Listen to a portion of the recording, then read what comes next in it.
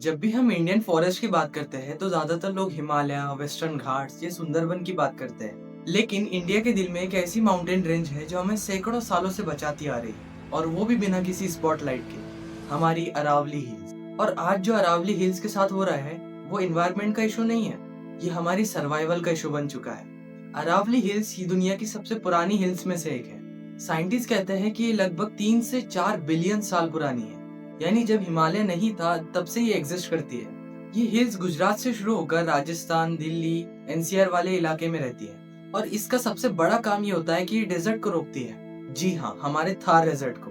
Thar desert को east की तरफ जाने से यही रोकती है। अगर आज अरावली हिल्स नहीं होती तो पूरा रेगिस्तान दिल्ली और एनसीआर वाले इलाके में पहुंच जाता। लेकिन प्रॉब्लम ये है कि आज अरावली खुद खतरे में है। ग्राउंड रियलिटी ये है कि अरावली हिल्स में कुछ सालों से इलीगल माइनिंग चल रही है, कंस्ट्रक्शन चल रहा है, रियल एस्टेट प्रोजेक्ट चल रहे हैं, जिसकी वजह से वो धीरे धीरे डिस्ट्रॉय हो रहा है। स्टोन्स और मिनरल्स के लिए लिटरली उसे काटा जा रहा है। पहाड़ को पहाड़ की तरह नहीं, एक रिसोर्स की तरह ट्रीट किया जा रहा है, जो कि कभी ना कभी खत्म हो सकता है।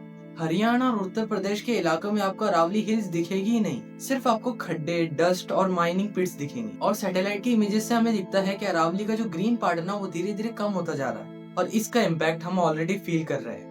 हमारा सबसे पहला impact, water crisis. Aravalli hills एक नेचुरल वाटर सिस्टम की तरह काम करती है हमारे लिए। जब बारिश होती है तो पानी धीरे धीरे जमीन के अंदर एब्जॉर्ब होता है, लेकिन जब पहाड़ी गायब कर दिए जाते हैं तो पानी सीधा बह जाता है। इसीलिए आज गुड़गांव, फरीदाबाद और दिल्ली एनसीआर के कुछ एरियाज में ग्राउंड वाटर लो हो चुका है। बोरवेल्स और डीप होती जा रही है और पानी मिलना बहुत मुश्किल हो चुका है। दूसरा बड़ा इम्पैक्ट, एक्सट्रीम हीट। अरावली एक क्लाइमेट की बैरियर की तरह काम करता है हमारे लिए। ये जो हमारे थार डिजर्ट से वाइंड आती है उसे रोकता है और हमारे टेम्परेचर को बैलेंस करता है। लेकिन जैसे जैसे ये हील कटती जाएगी वैसे वैसे टेम्परेचर कंट्रोल में नहीं आ पाएगा।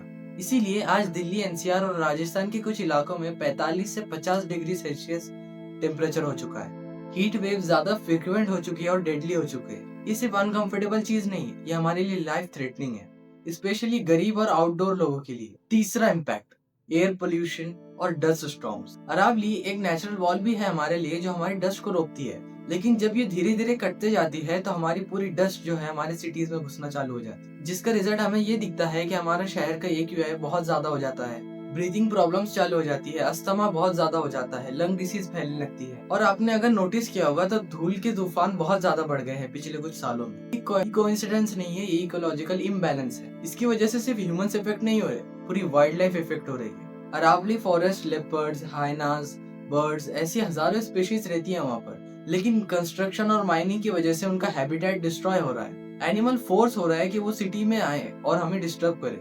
लेकिन सबसे डेंजरस बात यह है कि अगर अरावली कोलैप्स हो जाती है, थार डेजर्ट का एक्सपेंशन ऑलमोस्ट अनस्टॉपेबल हो जाएगा। यानी दिल्ली और एनसीआर के और राजस्थान का पूरा एरिया इस सब थार डेजर्ट में कवर हो जाएगा। फार्मिंग, वाटर सप्लाई, लिवलीहुड सब पर इफेक्ट पड़ जाएगा। ये कोई सिर्फ एनवायरनमेंट की स्टोरी नहीं है, ये हमारे इकोनॉमी, हेल्थ और नेशनल सिक्योरिटी के सिस्टम की बात है। अब सवाल ये आता है कि इसका कोई सोल्यूशन नहीं है। इसका आंसर ये है कि इसका सोल्यूशन है, लेकिन हमारे पास टाइम बहुत कम है। सुप्रीम कोर्ट ने अभी तक कई बार अरावली हिल्स में माइनिंग करने के लिए बैन किया है। गवर्नमेंट लेवल पर भी बैनिंग चालू है और हर जगह रोक टोक लगाई गई है, लेकिन ग्राउंड इम्प्लीमेंटेशन भी वीक होता जा रहा है। हमारे लॉ एग्जिस्ट करते हैं लेकिन फॉलो नहीं करते लोग। यहाँ पर सिर्फ गवर्नमेंट को ब्लेम करना ही काफी नहीं होगा, क्योंकि अरावली का फ्यूचर हमारे सबके डिसीजन से जुड़ा हुआ है। इसका राइट गाइडेंस ये होगा कि हम पहले अवेयरनेस क्रिएट करें। हमारे आधे से ज्यादा पॉपुलेशन को पता ही नहीं है कि हमारे इंडिया में हो क्या रहा। लोगों को समझाना होगा कि ये अरावली एक पहाड़ नहीं है, ये हमारे एक लाइफ सपोर्ट सिस्टम है। जब कोई इलीगल फार्म हाउस बना रहा है, जब कोई रिसोर्ट बना रहा है या फिर कोई भी इलीगल काम कर रहा है, तो उसे हमें रोकना चाहिए।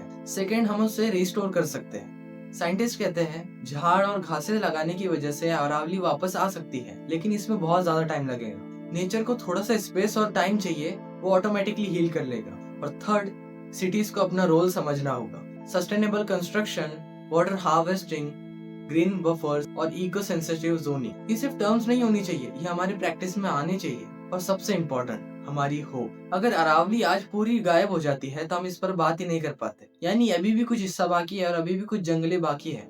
मतलब यहाँ से हम पूरा गेम बदल सकते हैं। गेम अभी खत्म नहीं हुआ। हिस्ट्री ये बताती है कि जब सोसाइटी टाइम पर अंडरस्टैंड कर लेती है कि क्या नेचर कह रहा है उनसे, तो हमारे बहुत ज्यादा बड़े तूफान अवॉइड किए जा सकते हैं। अरावली हमें सिग्नल दे रही है, वाटर क्राइसिस, पोल्यूशन, लेकिन क्या हम सुन रहे हैं उसकी?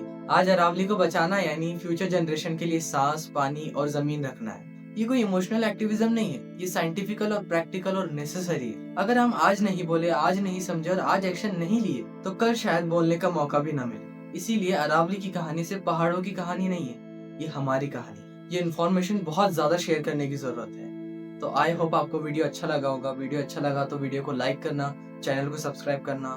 मैं मिलता हूँ आपसे अगली वीडियो में।